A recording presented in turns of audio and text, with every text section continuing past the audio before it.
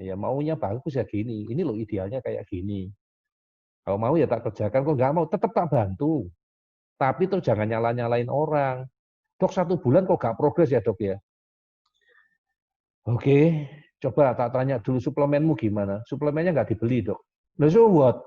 Terus kamu nyalain siapa? Kamu lapor nggak tiap minggu? Enggak. Lah terus aku tahunya dari mana kamu nggak lapor tiap minggu?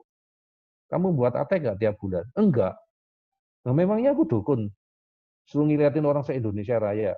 Ya, itu loh yang kira-kira aku mau ngomongin ke kalian ya. Jadi yuk kita sama-sama bekerja, sama-sama cari yang terbaik buat anak-anak kita gitu loh. Kita pasti bantu lah. Terus kok diomong, Dokter Ali mata duit. Aduh, Masya Allah, kok ya sih ada yang masih kayak gini toh. Wong konsultasi yo gratis loh, tak jawab loh. Datang ke daerah itu yo kita dulu itu masih mampu jalan sendiri, pakai duit sendiri. Lama-lama kita gak mampu. Kita minta dibantu.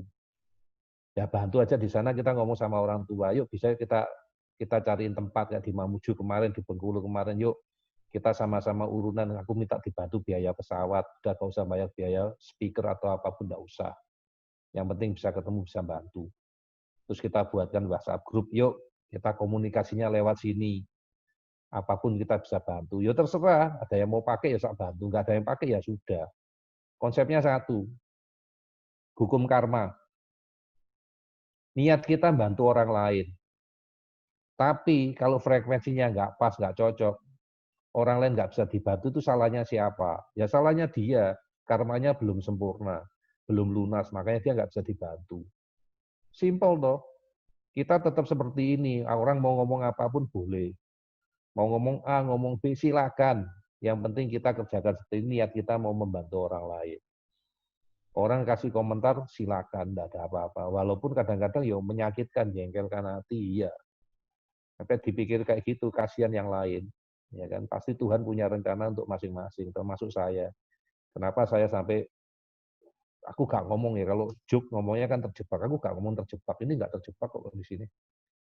Aku seneng kok, ya aku seneng ketemu Anda, aku seneng bisa dikasih kesempatan membantu. Jadi saya ini bersyukur kepada Tuhan masih dianggap, masih dipilih sama Tuhan, masih dikasih kepercayaan untuk membantu orang lain di bidang yang saya bisa. Saya bersyukur punya keluarga yang seperti ini, yang mau menerima walaupun saya tidak praktek, seperti ini dia mau. Saya bersyukur ketemu orang mata hati, yang mau membantu kita seperti ini. Semua hidup itu harus bersyukur. Saya bersyukur Bapak Ibu bisa hadir mendengarkan acara saya hari ini. Yes. Karena semua orang pasti mendapat. Mau saya belas kok informasi ini ke mungkin berapa ribu orang, di Facebook berapa ribu orang. Tapi yang datang cuma sekian. Apakah saya kecewa? Enggak. Karena Bapak Ibu lah yang dipilih, Bapak Ibu lah yang dikasih kesempatan untuk mendengarkan, Bapak Ibu lah yang dianggap yang dapat kesempatan oleh Tuhan untuk mendengarkan. Siapa tahu ini jalan buat Bapak Ibu, kan kita tidak pernah tahu. Nah orang yang lain tadi dapat informasinya sama seperti kita, tapi kok nggak bisa akses ini karena belum waktunya, Tuhan belum mengizinkan. Simple dong. Ya, lanjut. Ya, lanjut. Ini yang kita kerjakan. Ya. Jadi ada hasil tes, ada nilai ATEK. Kita rata-rata tidak pernah ketemu anak. Ya. Kita tidak pernah ketemu anaknya. Anaknya kadang-kadang nggak dibawa saat tes karena apa? Ya meriksanya lama tadi loh. Anaknya selak gaduh gelisah, selak ngamuk. Ya. Jadi kita cuma dapat sampel, ketemu orang tua, kita tes, tadi berdasarkan hasil ATEK, berdasarkan hasil lab, kita coba membayangkan, mengira-ngira, kira-kira anak ini kayak apa ya. Baru kita buat program terapinya. Dok, seandainya tanpa data yang ATEK, ya masih oke, masih bisa karena data ini lengkap. Tapi yang terjadi sebaliknya, kalau tanpa data ini, cuma pakai ATEK, ini rodo ngawur.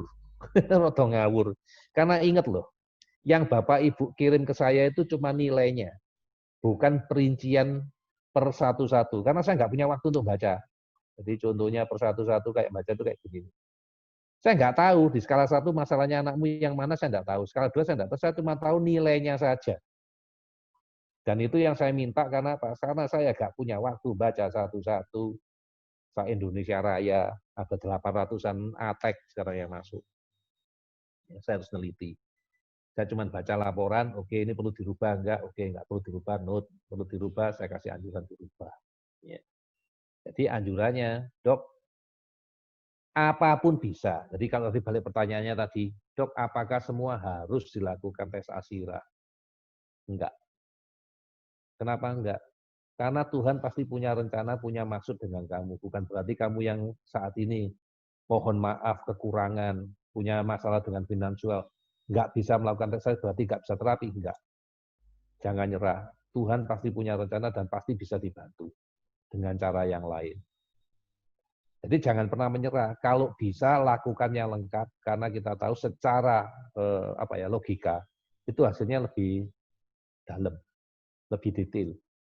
Tapi kalau nggak punya jangan nyerah, terus nggak punya harapan. Waduh, ngikuti ini nggak bisa dok, nanti disuruh suplemen, suruh ini nggak mampu beli. Enggak lah, karena kamu udah di sini, pasti Tuhan punya rencana untuk kamu.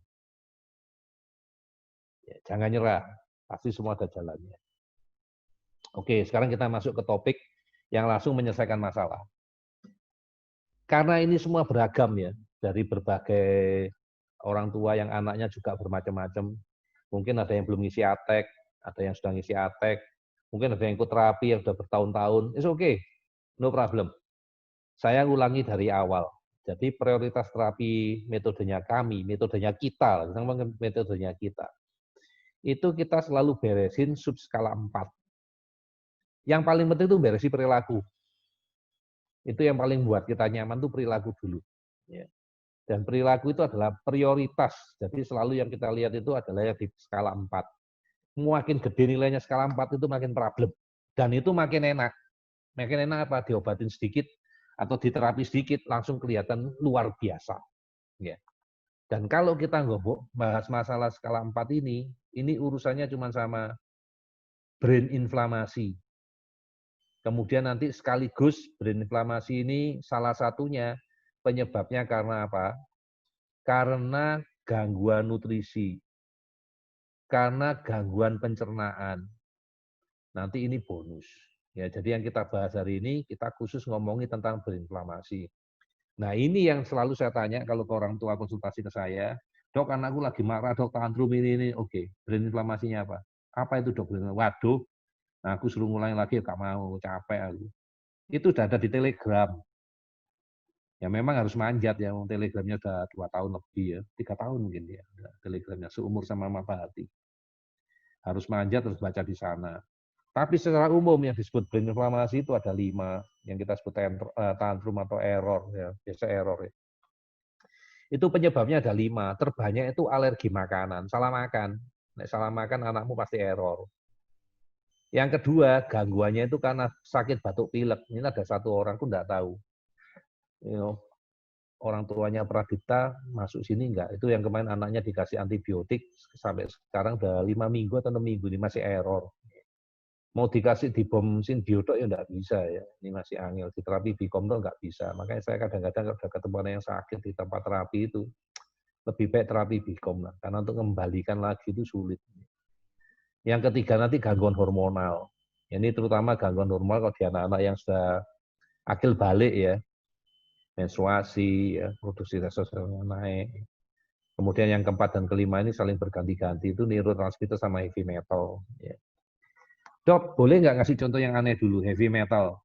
Ya, ini kasus di Surabaya ini. Ya, kalau orang yang sudah lama di grup pasti tahu ya. Aku nama sih nggak ingat, tapi kejadiannya ingat. Ini anak mau bunuh orang tuanya ini, ya, mau bunuh bapaknya atau mau bunuh ibunya atau mau bakar ya cerita sepintasnya kayak gitu itu di Telegram ada tak masukin di situ ya. Ini hanya gara-gara masalah sepele ya. Buku ngajinya ketelesut atau gimana gitu loh. Ya, oke. Terus kita selidiki kenapa ini apa hormonal bukan anaknya sudah cukup gede ya. Kita selidiki, kita apain ternyata akhirnya udah kita tahu ternyata gara-gara makan, tapi bukan makanannya yang bikin hal itu. Yang bikin huru-hara bukan makanan, tapi heavy metal. Kenapa? Karena selama sebulan terakhir itu anak banyak makan sate. Sate kan dibakar. Mungkin bakarnya pakai arang. Dan ini ternyata memproduksi yang namanya kadmium. Ternyata kadar kadmiumnya tinggi. Akhirnya hari itu juga kita sarankan ke orang tua untuk dibawa ke terapi Bikom. Dibawa ke terapi Bikom di Marahati, dilakukan terapi, wah ceritanya bagus banget ya. Waktu datang sebelum terapi itu kelihatannya udah kayak mau bunuh orang gitu ya. Tapi begitu terapi selesai langsung tenang. Itu ada testimoninya. Ya. Nah ini yang kita perlu nanya ke orang tua. Ya. Jadi kalau ada error itu pasti kita selidiki satu-satu. Kita jadi detektif. Bu, apa brain inflamasinya? Kalau ibu nggak bisa jawab dari yang 5 ini ya kita bukan dukun. Ya, kita nyarinya lebih hati-hati. Dok, anaknya makannya biasa. Itu nggak boleh jawab kayak gitu sama kita. Kenapa nggak boleh? Karena bapak ibu nggak pernah ngundang saya makan, sehingga saya nggak tahu makan biasanya kayak apa. Harus spesifik. Anaknya makan sate ayam, dok. Oke, sate ayam yang kayak apa? Bumbunya modelnya kayak apa? Ini kita cari satu-satu. Apakah benar penyebabnya dari situ? Kayak tadi sate ayam. Ternyata penyebabnya bukan di sate ayam, penyebabnya adalah di kadmium atau heavy metal. Ya, itu yang kita lihat. Ya, itu salah satu contoh. Sekarang kita bahas detail satu-satu yang ngurusi ini, yang langsung kelihatan kalau anak ibu ternyata nilai ATEK-nya masih bermasalah di perilaku nomor 4. Penyebab terbanyak itu alergi makanan. Ini loh ilmunya di sini loh. Ya.